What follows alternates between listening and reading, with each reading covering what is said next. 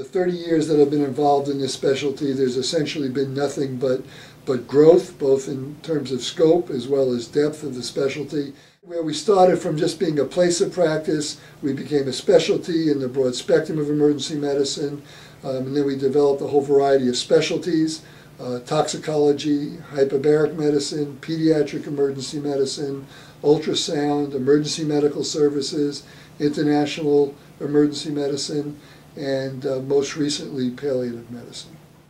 Research is something that got sort of a late start in emergency medicine, but most recently it has been growing by leaps and bounds.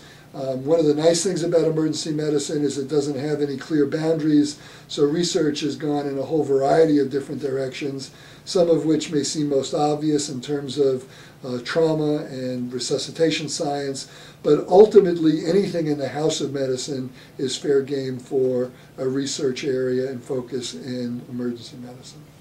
Currently, our areas of research include a variety of topics in emergency medical services, pre-hospital care, interventions in pre-hospital care, stroke research both in the emergency department and in the pre-hospital setting, toxicology department, medical toxicology department at UCSD. There's a lot of research that goes on there. Some of it is looking at patterns of toxicology, new toxidromes and new interventions for toxicologic emergencies.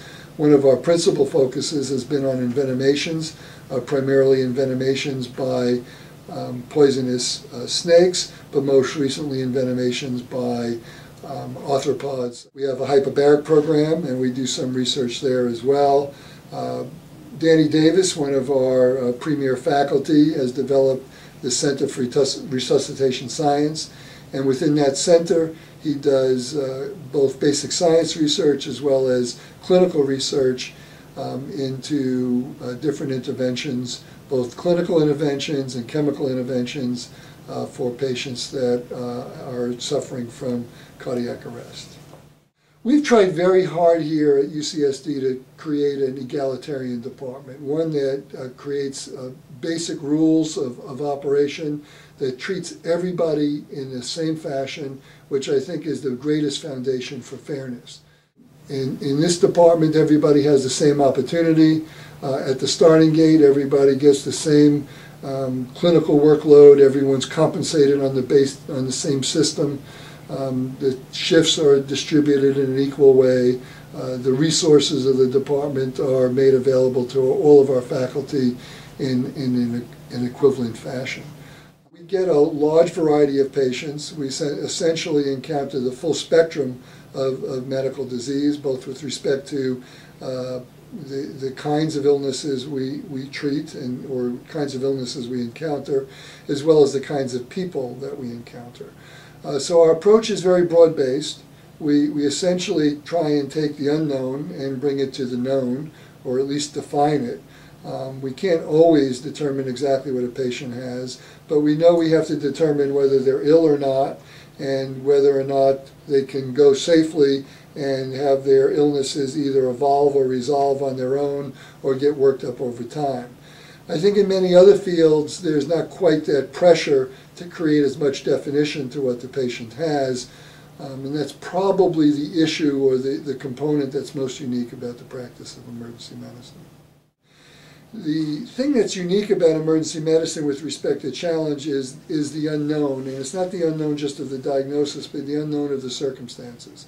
On any given day or any given hour of any day, we don't know if we're going to see one patient or we're going to see 10 patients. We don't know if we'll see 10 minor patients or 3 very, very sick patients. We don't know if all the sick patients will come in 1 hour or if we won't see any sick patients in 24 hours. So it's the unknown of what's going to hit our front door, both in terms of the nature of the illness and the quantity of the cases, that creates the greatest challenge. Our goals for our residents are first and foremost to create very capable, if not great doctors that are capable of taking care of patients in an excellent fashion and representing this institution with great honor. But ultimately, I think we would like to see some of our graduates go on to a career in academic medicine to both further the science of our field and to become future teachers in emergency medicine.